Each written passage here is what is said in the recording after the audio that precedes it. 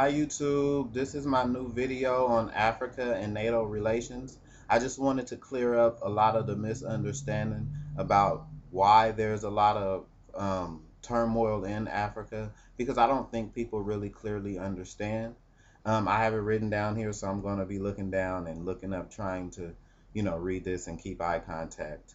The truth about Africa is it holds most of the natural resources in the world. NATO countries aren't resource rich, so they have instigated issues between African nations so they can take their resources. NATO depends on trade to survive. Without it, NATO countries would not have an efficient amount of resources to sustain any sizable populations. People don't realize how much resources come from Africa to create things all around the world. NATO goes to African countries and claim corruption if the leader declines their trade deals, which are usually unfair. This accusation allows them to gain the support needed to put sanctions on the countries. This lack of ability to trade creates a stronger gap between the rich and the poor, creating a civil war. NATO then goes to those countries on humanitarian missions, uplift the weak and poor by making them dependent on aid, while they're getting close to the rebel leaders amongst the poor in the countries. NATO tells them that they will help them overthrow the government and put them in power if they agree to their trade deals in the country, divide and conquer.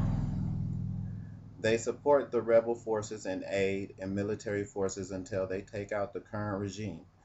This support usually comes in the form of loans, which are used to justify the low export prices in the trade deals made with the rebel forces.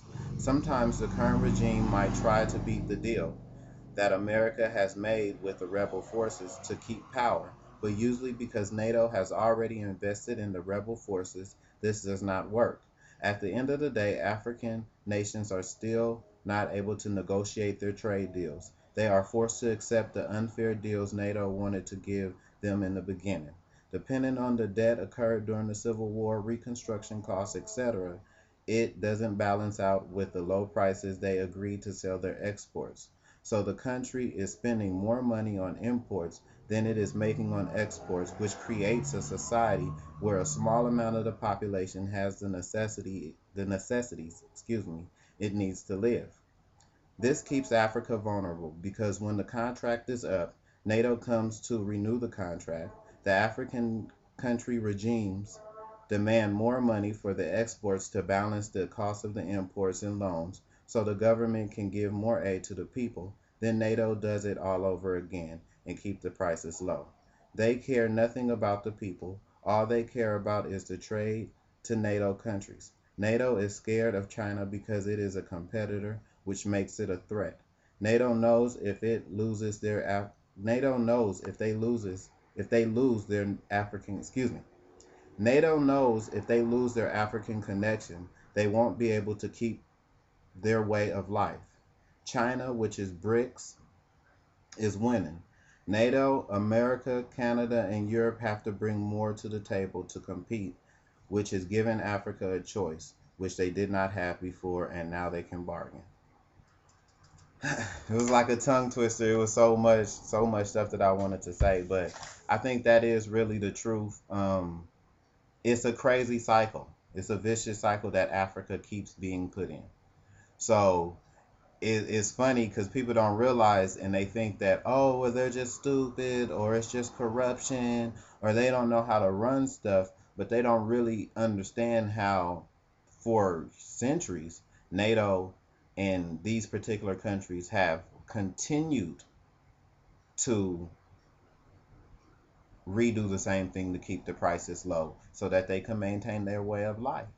And it's just, I'm glad that China is on the board because it does give Africa the choices it needs so that it can negotiate the prices so that they can sell what they have for enough money to make sure that they can have a sustainable way of life so that they can be more efficient and as a people and as a race. And I think that those who are black who don't really like Chinese or who's talking about it, I think that you really have a white mind. I hate to say it like that because I have Caucasian friends, but you have a white mind. Like you really are not doing the best for Africa by creating this type of tension, because China has went there and they've built railroads. They've helped Africa get out of debt to Europe. Not only has China been invested in Africa for the past 50 years, they've dropped the debt that Africa needed to pay them back. And I don't think there's no other country that's going to say, well, we're going to drop millions of dollars of loans. And now that America see this competition, now they're coming and they're saying we're going to drop. But I really don't think America deserves it. I'm from America, and the truth is the truth. You know what I'm saying? Yeah, we are African Americans, and my American side say that, yeah, keep doing it. But my African side say that it's not right. And I would prefer for me to be over here and not have nothing, and let Africa come up and have what they need and get the glory that they deserve, because this vicious cycle of going over there tricking those people is not right. And that's one of the reasons why I say that America, to me, is a very uncivilized competitor, because they don't try to better themselves to the competition. They just try to take out the competition. And in that way, you know, they kind of cheat themselves out of advancement. And I think that way of competition, especially in globalization, is going to become obsolete. And I believe that it is very childish and very uncivilized. I think that if America doesn't do away with its uncivilized methods of competing in this globalization and trade, then it may find itself without people supporting them. They may find themselves without support. Period. And I don't believe that America and these small little countries can support themselves without immigration, or I'm sorry, can sustain themselves without immigration, without trade, without this and without that. They would pretty much be in poverty themselves.